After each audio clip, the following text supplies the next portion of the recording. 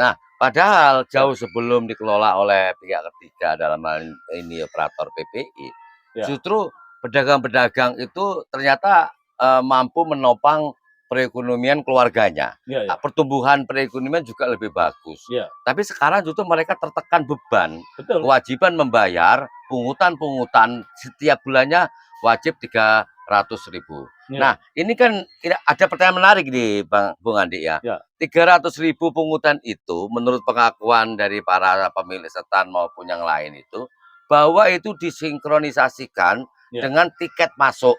Menurut Bang Andi gimana ini? Ya, balik lagi Bung Dani. Artinya orang hanya memasuki wilayah pantai publik, memasuki wilayah yang dahulunya wilayah administratif, kemudian terkena dengan pungutan, katakan regulasi ini, maksudnya saya belum tahu. Ini maksudnya pajak atau maksudnya retribusi gitu ya. Pungutan ini. Sedangkan yang setahu saya, setiap hal pungutan itu dilakukan upaya sendiri. Artinya mereka mengadakan satu tempat wahana yang dibangun, tanah yang dibangun atau yang direklamasi.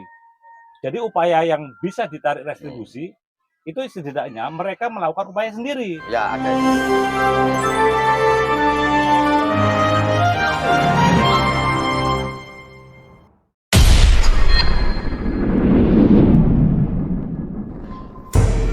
Assalamualaikum warahmatullahi wabarakatuh. Waalaikumsalam warahmatullahi wabarakatuh.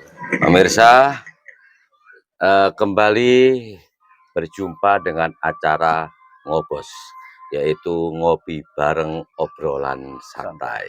Nah, kita di acara ini tentu saja banyak hal yang menarik perlu kita ungkap ya. Kenapa kita harus sambil ngopi? Karena dengan ngopi itu Mas Andi, itu kan apa ya, akan banyak muncul inspirasi baru. Ya, kenapa ada budaya ngopi? Ya karena kita juga masyarakat yang senang berkomunikasi, masyarakat yang banyak menimbulkan ide ya di Banyuwangi, karena budaya ngopi juga sudah membudaya. Betul. Sudah merata ya. Nah, ngopi sendiri kan ada pesan filosofinya yaitu ngolah pikir. Ya, sambil ngopi ngolah pikir gitu. Bisa. Oke. Pemirsa, kebetulan ini saya didampingi oleh pengamat kebijakan publik yaitu Bung Andi Purnama Kamela. Siap. Nah, ini kebetulan kami sedang berada di Pantai Bum Banyuwangi. Seperti yang Anda lihat, itu banyak orang-orang yang sedang menikmati panorama sore hari. Di sana itu kan tempatnya yang biasa digunakan entertain pementasan Gandrung Sewu itu ya. Ini Pulau Bali bisa kita lihat dari kamera ini pun juga Anda bisa menikmati walaupun agak jauh. Nah, kita ingin saat ini akan membahas soal pasca penyerahan Pemda Banyuwangi di era Bupati Abdullah Aswar Anas. Nah, di mana saat itu telah diswakelolakan Pantai Bum ini kepada pihak ketiga, Bung Andi ya. Nah, ini depan saya ini ada Pujasera kebetulan Bung Andi. Ini dulu kan dibangun oleh Pemda Banyuwangi. Betul. Baik pemirsa, kita akan bincang-bincang membahas apa aja yang terjadi pasca swaklola dari pihak ketiga yang diserahkan begitu saja oleh Pemda Banyuwangi. Nah, kebetulan Bung Andi ini sudah cukup lama, kebetulan juga asli warga Kampung Melayu, tentu paham kan gitu. Ya, oke Bung Andi, pertanyaan awal, gimana menurut Bung Andi pasca swaklola begitu saja diserahkan oleh pihak Pemda kepada pihak ketiga, dalam hal ini Pelindo ya, yang kemudian dikelola sebagai operator yaitu PPI. Monggo. Siap. Dalam hal pengelolaan aset-aset milik pemerintah daerah, kemudian dalam hal kewilayahan untuk katakan diserahkan oleh dalam hal ini pihak ketiga, itu mekanismenya tidak semudah itu sebenarnya ya. Apalagi sebetulnya Pantai Banyuwangi ini atau Pantai Bum atau Pantai THR itu dahulunya ada masuk dalam wilayah administratif Kota Banyuwangi. Ya, masih ada pemerintahan terkecil ya di sini ya. Kelurahan Mandar. RT-nya juga ada di sini. Masih ada RT RW. Artinya ini bagian daripada wilayah administratif. Kemudian dalam hal aset-aset pemerintah daerah pada waktu itu, katakan mengadakan revitalisasi, mengadakan rehabilitasi, operasi dan pemeliharaan ya. Itu setidaknya anggaran-anggaran yang katakan telah dimasukkan dalam pembiayaan dengan sumber keuangan pemerintah daerah APBD itu setidaknya tidak begitu saja untuk tidak diperhitungkan. Ada mekanisme dan peraturan perundang-undangan yang terkait mungkin Kementerian Keuangan itu pasal peraturannya saya kurang hafal nomornya, tapi menyebutkan setiap aset, setiap hal tersebut ada sumber pendanaan pemerintah daerah yang disekolahkan atau diambil dalam hal ini diserahkan ya. Setidaknya hal itu harus melalui mekanisme yang cukup harus bersama-sama antara legislatif dan eksekutif. Karena sumber keuangannya kan masalahnya sumbernya dari pemerintah daerah atau uang negara atau uang pemerintah itu. Oke, Bang Andi, dalam penyerahan swakelola dari Pemda Banyuwangi kepada pihak ketiga tersebut, saya sudah mengkonfirmasi pada pihak DPRD. Ternyata penyerahan swakelola itu justru DPRD tidak pernah diajak ngomong, tidak pernah diajak rembuk. Saya juga dengar. Kalau menurut Bung Andi gimana itu? Ya, secara regulasi juga mungkin saya pernah katakan melakukan pertemuan ya. Artinya mereka dalam hal mendapatkan aspek legalitas, mendapatkan hak kelola ini dan juga berpungut, itu regulasi atau dasar legal formalnya dia itu hanya menggunakan oleh keputusan pemerintah daerah atau disebut juga izin prinsip pemanfaatan tanah. EPPT ya. EPPT itu yang gongnya dia mendapat hak itu pada waktu itu masih berpegang pada legalitas. Artinya untuk memuluskan penyerahan swakelola tersebut cukup melalui sebuah EPPT itu maksudnya. Iya, betul, izin pemanfaatan tanah ya. Oke, Bang Andi. Itu kan jelas bahwa ternyata Bupati melakukan sendiri, tidak melalui partnernya dalam hal ini DPRD. Ya, rapat dibahas bersama. Paripurna nggak ada masalah itu. Oke. Nah, di area kita ini dan tempat-tempat lain ini kan ada pembangunan seperti papingisasi, terus tempat hiburan ya, taman-taman, termasuk Pujasera ini yang dibangun begitu bagus dan banyak warung-warung yang ada di dalamnya. Betul. Nah, pertanyaannya ini kan semua melalui sumber dana kan dari APBD Banyuwangi. Betul. Sumber dananya dari pemerintah Banyuwangi. Sampai saat ini kan belum jelas seperti apa sih sharing profitnya. Kalau menurut Bung Andi gimana? Iya, yang tadi saya lanjutkan dalam penjelasan bahwa ketika pemerintah daerah dalam hal membiayai satu kawasan dan bersumber keuangannya dari pemerintah daerah, kemudian akan diserah terimakan, itu ada mekanisme dalam peraturan dan perundangan itu namanya pembiayaan dan berbagi resiko. Nah, dalam hal berbagi resiko, mereka-mereka yang akan katakan mengelola kawasan ini, kemudian dia mengadakan satu mekanisme berpungut kepada masyarakat dan menguntungkan, artinya dia juga mendapatkan profit dari penyerahan ini. Mereka terkena katakan peraturan untuk pembiayaan dan berbagi resiko tadi. Pembiayaan dan berbagi resiko ini harus diperhitungkan sejak sebelumnya Pantai BUM atau THR ini sebelum disahkan. Itu meskipun namanya biaya operasi dan pemeliharaan saja juga harus tetap dihitung, Bu. Artinya jejak-jejak pelaporan harus itu jelas ya. Harus jelas, semuanya diperhitungkan. Kemudian diperhitungkan secara fluktuasi nilai-nilai rupiah. Nilai aset itu kan berkembang ya. Harusnya juga dihitung sampai perhitungan-perhitungan yang layak. Betul. Kemudian hal ini disodorkan, baru disodorkan kepada pihak ketiga atau pihak yang menerima swakelola atau yang akan mengoperate dengan cara profitabilitas atau berpungut atau dengan mekanisme macam-macam lainnya. Itu dia harus menggantikan dulu, Bung Denny.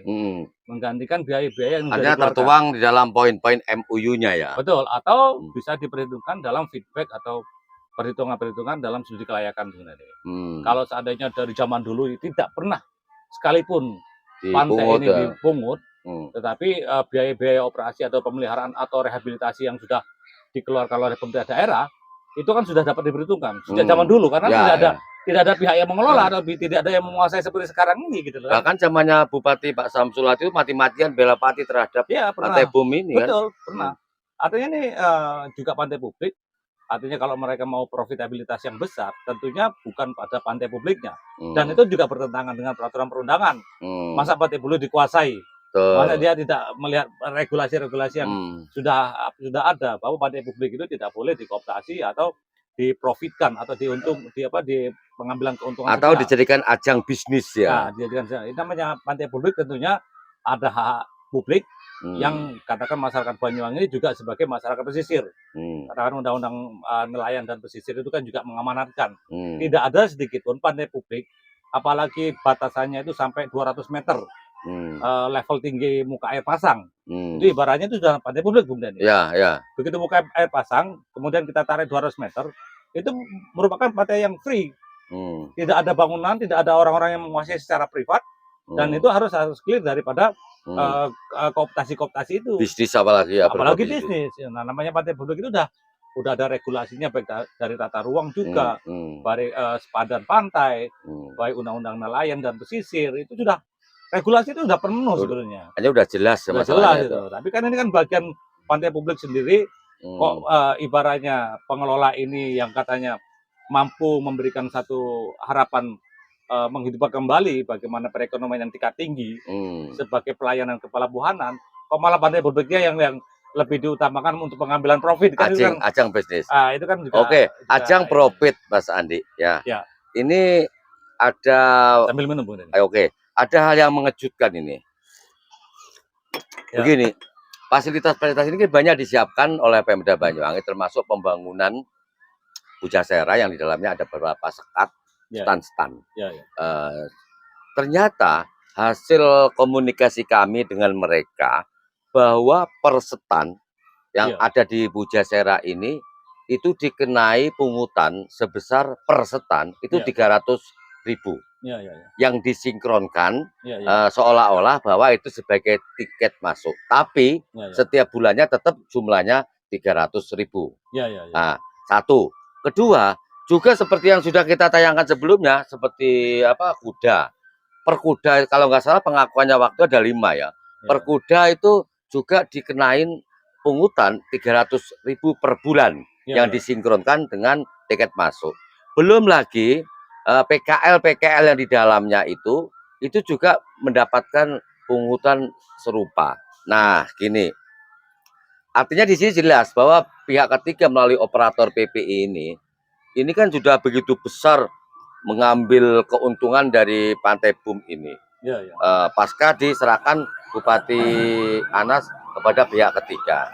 Nah, kira-kira selayaknya itu seperti apa sih Bung Andi? Apakah mereka itu harus wajib juga sharing profitnya diperjelas, dipertegas supaya Pemda atau Banyuwangi dalam ini mendapatkan masukan?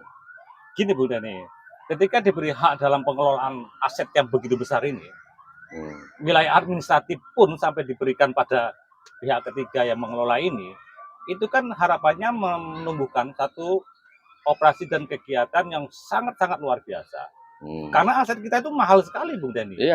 Aset kita itu kalau dinilai dengan katakan nilai uang dan kalau kita tambahkan dengan aset-aset yang sudah terbangun dari dulu kala sampai sekarang, itu aset itu kalau bicara ratusan miliar, itu juga memungkinkan, gitu kan.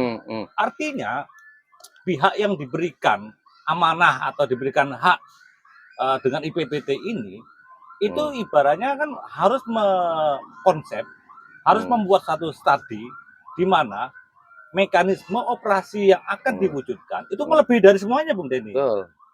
Artinya kalau dia hanya bermodal, maaf ya, misalnya menarik hal-hal yang tanda kutip primitif ya, receh-receh ya itu ya.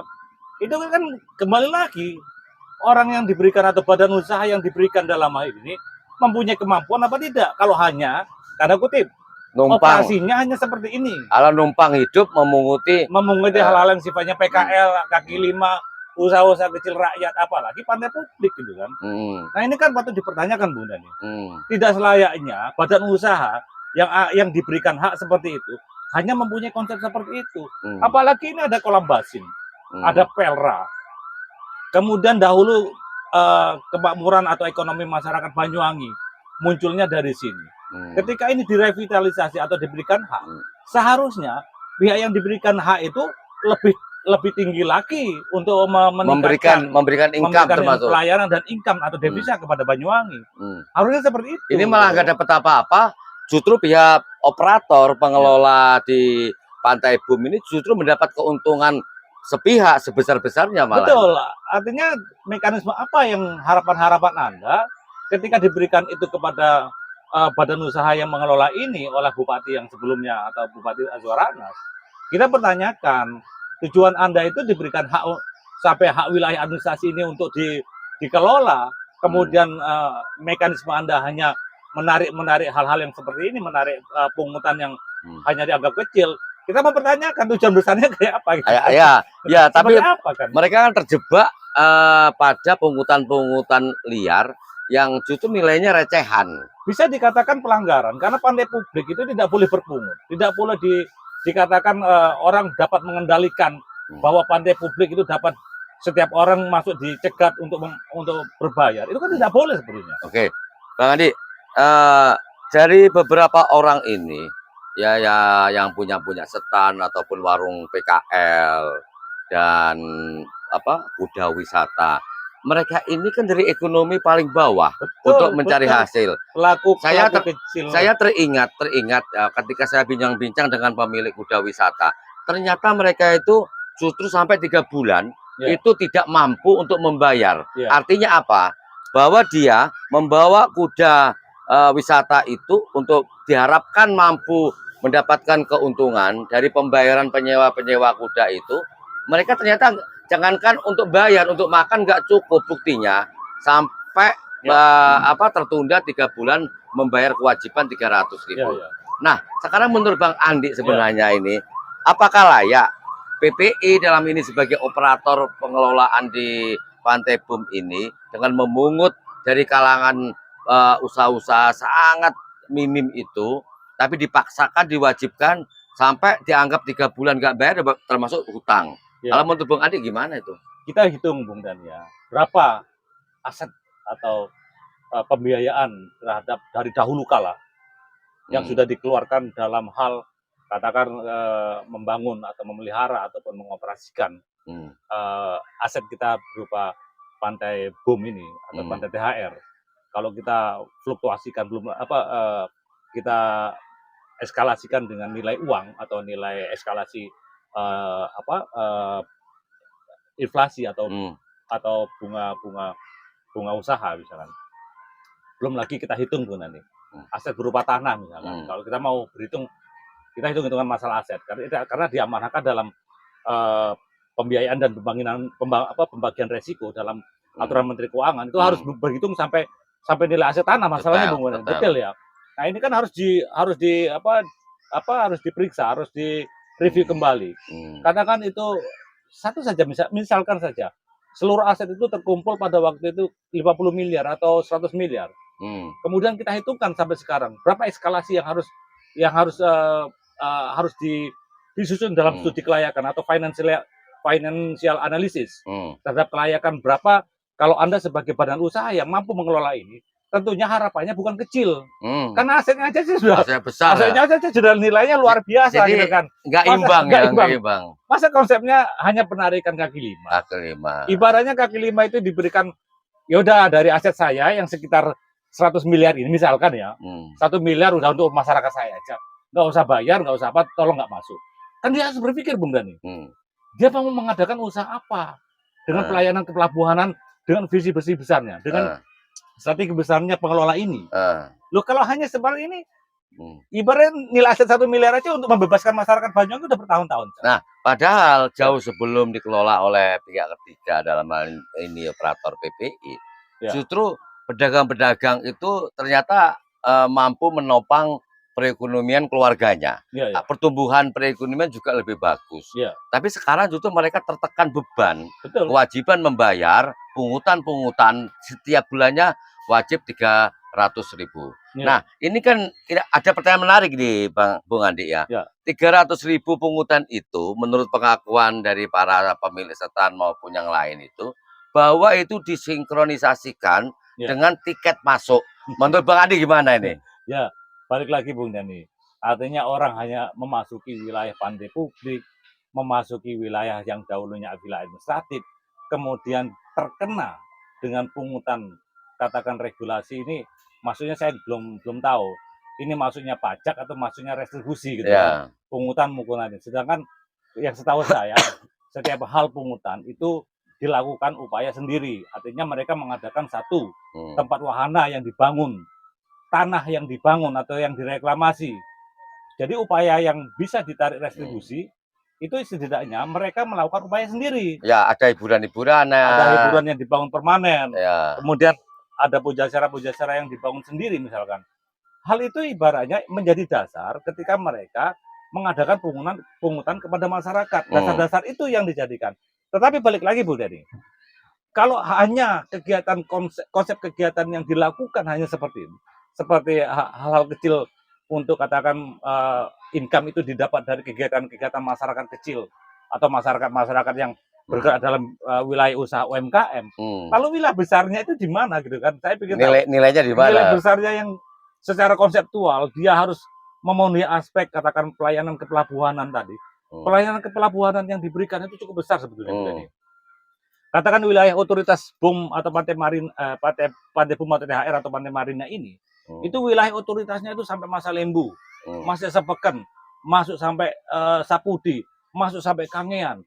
Ini sebetulnya wilayah yang besar untuk mengadakan satu operasi kegiatan pelayanan kepelabuhanan. Untuk pelranya. Untuk pelranya. Tapi kan begini, pelra ini otoritas, sedangkan PPI adalah katakan itu operator.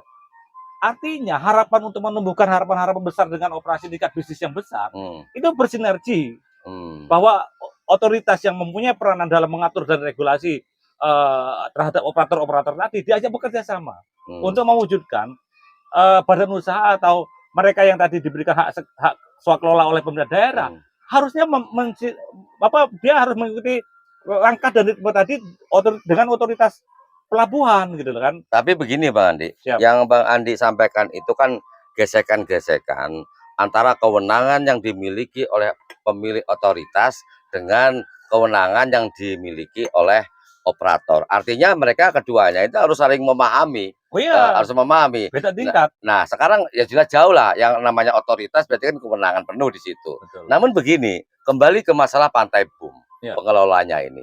Saya menangkap ini ada beberapa sumber pendapatan.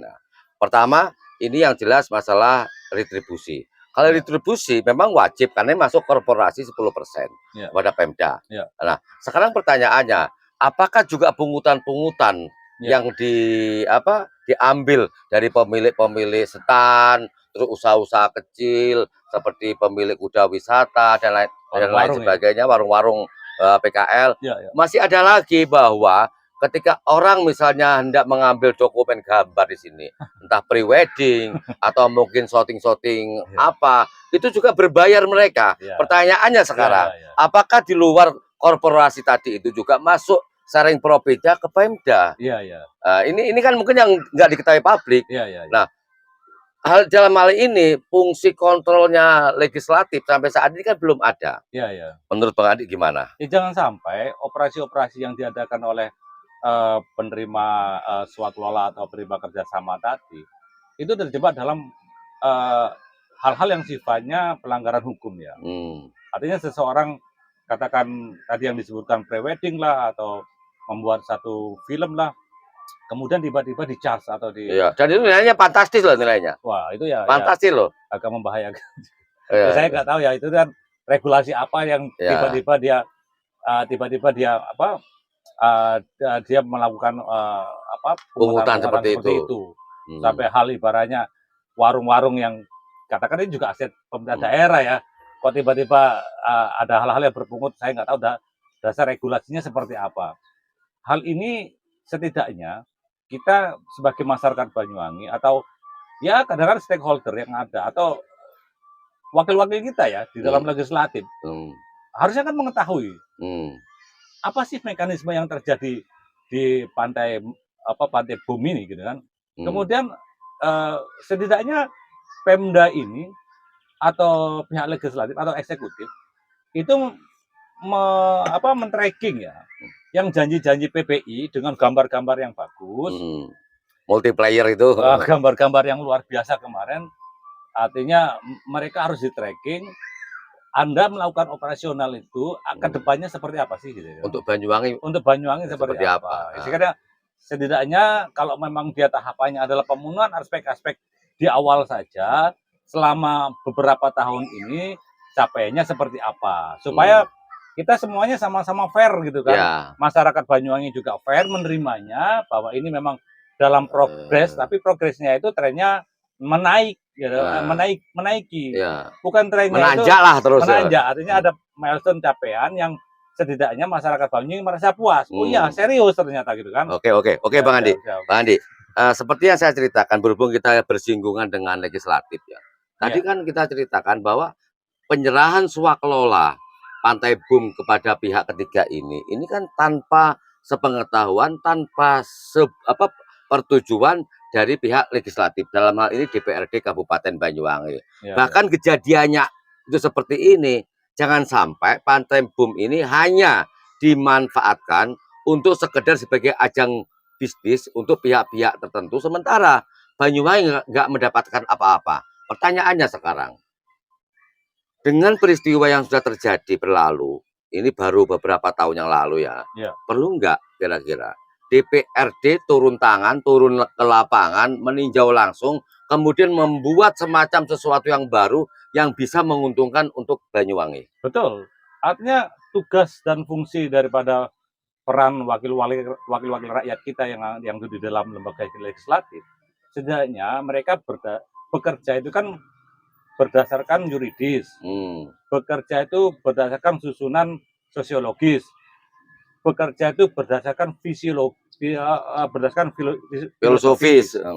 Artinya aspek itu mereka dapat mengkaji, mereka dapat mereview dengan fundamental seperti itu. Secara sosiologis, ini lahan sudah zaman dahulu kala atau nenek moyang kita. Miliknya Banyuwangi. Secara yuridis ada peraturan pantai publik. Secara filosofi apa kemanfaatan daripada pemberian hak kelola. Sementara ini sebagai kebanggaan Banyuwangi. Sementara ini kota yang unik, kota yang memiliki pantai kota, mungkin hanya dan punya nilai-nilai historis. Apalagi mempunyai nilai historis tadi, artinya ini apakah tidak lebih baik dikembalikan lagi kepada pemerintah daerah, kemudian hal-hal yang sifatnya pelra juga dikembangkan maksimal. Karena kita peradaban perekonomian, nilai-nilai kebudayaan, nilai-nilai kesejahteraan itu kita harus tidak luas sejarah. Oke, artinya bahwa bagaimanapun ini di samping ada nilai-nilai filosofis, ekonomis, historis, ya kan? Kalau sosiologis juga.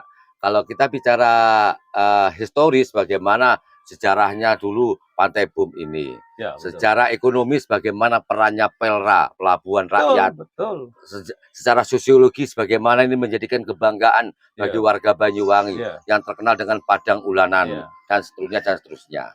Oke, Bang Andi, sebelum kita akhiri, mungkin ada pesan-pesan khusus terutama ini dari untuk Pemda Banyuwangi, DPR, termasuk operator PPI-nya. Monggo. Ya, sebetulnya wilayah Banyuwangi itu mempunyai peradaban yang sudah maju sebelumnya, mendapatkan ruang keekonomian atau ruang bangkitan ekonomi yang luar biasa dari aset wilayah administrasi pemerintah daerah ini yang berupa pantai publik dan juga layanan kepelabuhanan. Setidaknya hal-hal yang sifatnya mandat yang diberikan oleh badan usaha, dalam hal ini mungkin PPI di bawah naungan Pelindo mungkin ya. Nah, itu setidaknya menciptakan atau mereview terhadap capaian-capaian yang telah diupayakan. Harapan besar dari masyarakat Banyuwangi, pantai ini dapat tumbuh bangkitan-bangkitan ekonomi melalui pelayanan kepelabuhanan yang secara peraturan dan perundang-undangan pihak ini masih dalam wilayah otoritas pelabuhan Pelra. Ya, itu sudah pasti. Pelabuhan rakyat. Ada Masalembu, ada Banyuwangi, ada Kangean, ada Sepeken. Itu wilayah sampai kesatuannya sampai sana. Mungkin kalau kita bisa melipir ke Bali, mungkin perdagangan atau perpindahan barang dan jasa bisa diupayakan. Namun hal ini jangan ibaratnya berhenti atau harapan-harapan yang tadinya hal itu diberikan kepada pihak badan usaha yang menyelenggarakan ini, setidaknya bekerja sama dengan otoritas karena dia yang mempunyai otorisasi, Bung Nani. Ya, bukan menguasai. Bukan menguasai, bukan malah operator menguasai. Itu kan agak kebalikan. Agak terbalik. Lebih cenderung untuk mengadakan upaya kerjasama yang menguntungkan, kerjasama yang saling mengembangkan bisnis, tidak terjebak dalam mekanisme usaha-usaha yang hanya memungut dari masyarakat receh-receh yang seperti tanda kutip ini hal-hal yang sifatnya primitif, memalukan sebenarnya. Ya, artinya patut dipertanyakan lah. Ya. Nah, setidaknya tujuan-tujuan yang pernah diraih itu bukannya tambah decline atau menurun, tetapi justru harusnya lebih ditingkatkan atau dikembalikan lagi. Harapannya itu. Karena apa? Dengan kemajuan atau pemasukan devisa, dengan pertukaran barang, perdagangan barang dan jasa, pertukaran katakan orang, itu menciptakan bangkitan-bangkitan bisnis yang membawa ruang-ruang keekonomian atau ruang kesejahteraan kepada masyarakat Banyuwangi. Oke. Terima kasih Bang Andi. Ya, oke siap, pemirsa, itu tadi pesan dari Bung Andi Purnama Kamela selaku pengamat kebijakan pabrik. Ya. Jangan sampai bahwa Pantai Bum ini disalahgunakan oleh seorang penguasa hanya demi kepentingan pribadinya. Kalau disebutkan bahasa kemiren itu ada yang tepat, ibus power, menyalahgunakan kewenangan atau kekuasaan. Jadi masyarakat nelangsa. Ya. Nah, jangan sampai terjadi penelangsaan terhadap masyarakat ini ya. Oke, mudah-mudahan mandek ya, terjadi mandek nanti. Kemandekan ini bahaya kan begitu. Nah, mudah-mudahan juga ini DPR ini mulai terbuka ya. Dan Pemda juga mulai menyadari bahwa ada yang perlu diselamatkan demi kemaslahatan dan kemajuan Banyuwangi. Salam budaya berbasis kearifan lokal. Wassalamualaikum warahmatullahi wabarakatuh. Waalaikumsalam warahmatullahi. Oke, Bang Andi, terima kasih Bang Andi. Ya, sama-sama. Kita lanjut ngopi lagi di Pantai Bum.